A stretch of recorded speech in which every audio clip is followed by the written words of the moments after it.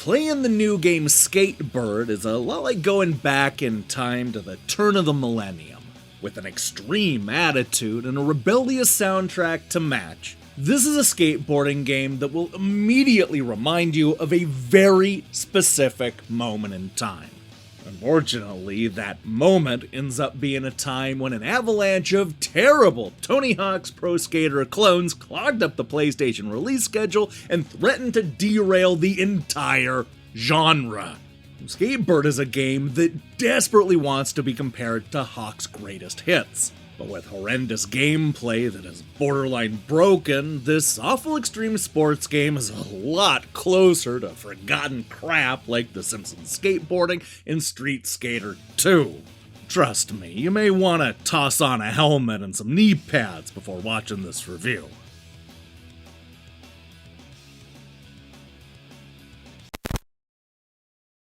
Skatebird feels like the kind of game that was created just to make a bunch of bad Tony Hawk jokes. You know, because he's the Birdman. And also because the title sort of sounds like the word skateboard. Get it? Skatebird, skateboard. That's enough of a premise to base an entire game around, right? Look, as flimsy as this conceit is, I'm more than willing to go with it because I love this type of extreme sports game. I've reviewed practically all of the Tony Hawk's Pro Skaters game in my career and loved many of them. So the prospect of playing a fun parody version with birds and miniature levels is honestly really enticing. I mean, I don't care what kind of animal I am, I just want to pull off sick tricks and gnarly combos while listening to angsty punk music. Toss in a story about a tiny bird trying to inspire its big human friend to once again pick up skateboarding, and you have an adorable premise that definitely sounds like a lot of fun. As a concept, there's a lot to like about Skatebird. I like how our feathered friend is able to flap its wings to gain a little extra air, or grind on levels that you would never see in any other extreme sports game. Including a lot of indoor parks where we're tricking off of half pipes that are made out of skateboarding magazines. In that sense, a lot of this game reminds me of those classic tabletop racers I love so much, like Micro Machines. The idea of skating across everyday household items is appealing because it's so different from your typical Tony Hawk levels, even if a lot of what you're doing remains the same. Now, much like similar extreme sports games, each of the 5 skate parks comes with their own set of missions to accomplish. You'll recognize a lot of the classics, such as picking up floating letters that spell out skate, finding memorable gaps, and pulling off a massive combo before time runs out. There are also missions that'll advance the story to move our little hero one step closer to flying the coop and get into a new skate park. And just like all of those old Tony Hawk games, Skatebird also has you tracking down hidden cassette tapes, new skateboards, and new items of clothing. In other words, there's a lot to do in all 5 stages. The problem I kept running into is that I didn't actually want to do any of that stuff because the gameplay is often bad to the point of being unplayable. Pulling off simple tricks and even moving around the level proved to be so terrible that I started to wonder if there was actually something wrong with my controller. Or maybe there's something wrong with the Switch version of the game. I spent a whole lot of time hoping that this solid concept played better on PC or other consoles, but I suspect that the obvious answer is the right one. Skatebird is simply a broken and unplayable mess that never quite came together, even with the delays. Let's go ahead and start with the obvious issue right up front. Your bird is simply too fat to be riding that tiny skateboard. Alright, to be fair, it's not really the bird's fault, since eagles and owls and parakeets tend to have a wider frame that makes balancing on a thin piece of wood rather tricky. Their weird size ends up affecting the skating physics, mostly in terrible ways. It's often hard to keep the combo going or judge a landing because of the size of the bird, and I found that the game was surprisingly unforgiving when it came to pulling off tricks. Not that there are many tricks to pull off. You get the usual grab tricks and transfers and grinds, as well as a manual that only worked for me about a third of the time. Those early Tony Hawk's Pro Skater games were great about giving you dozens of moves depending on the direction you're holding and the button being pressed. There's not much of that here. I found myself doing the same 2 or 3 moves throughout most of the game, which got old long before I even unlocked the second skate park.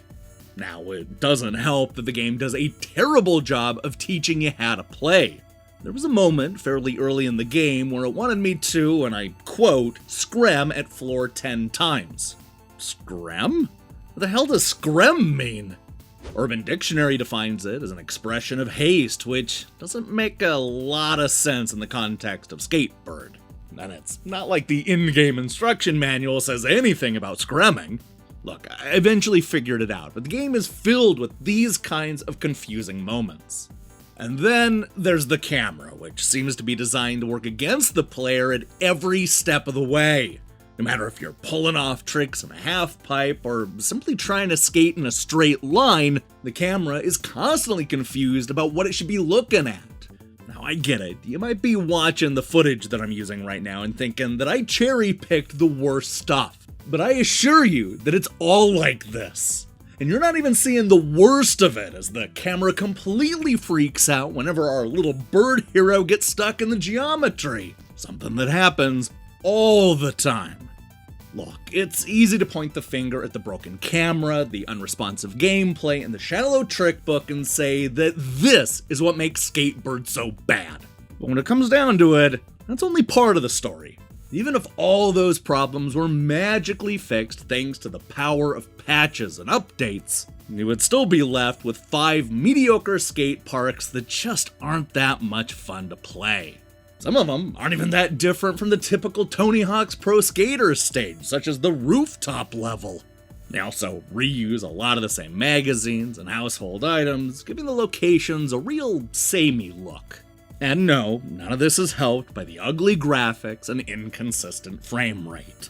Folks, as somebody who desperately wants to see the skateboarding genre come back with a vengeance, it brings me no joy to tell you that Skatebird is a terrible game that should be avoided at all costs.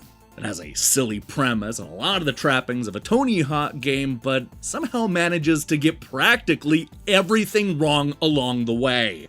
At least when it comes to skateboarding, the bird is definitely not the word.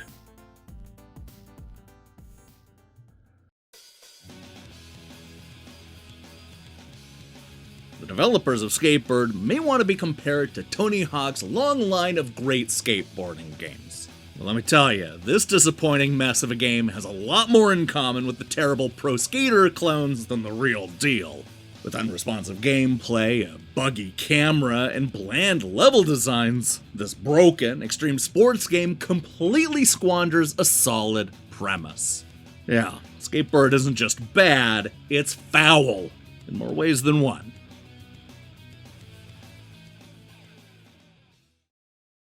Hey, thanks for watching our review. If you like what you saw here, then you should know that we post new reviews and features almost every day. Now, here's the question I have for you. What is the worst extreme sports game that you've ever played? Let me tell you, there is no shortage of terrible games to choose from here. And it's not just skateboarding, because there's also biking and scooters and really just anything else you can think of. Just so much awfulness out there. Let me see your picks in the comments below. In other news, we'll be back with another review tomorrow. Probably. Hopefully? I guess we'll see what happens on Friday. In the meantime, I strongly recommend you click that subscribe button and support what we're doing here. Until then.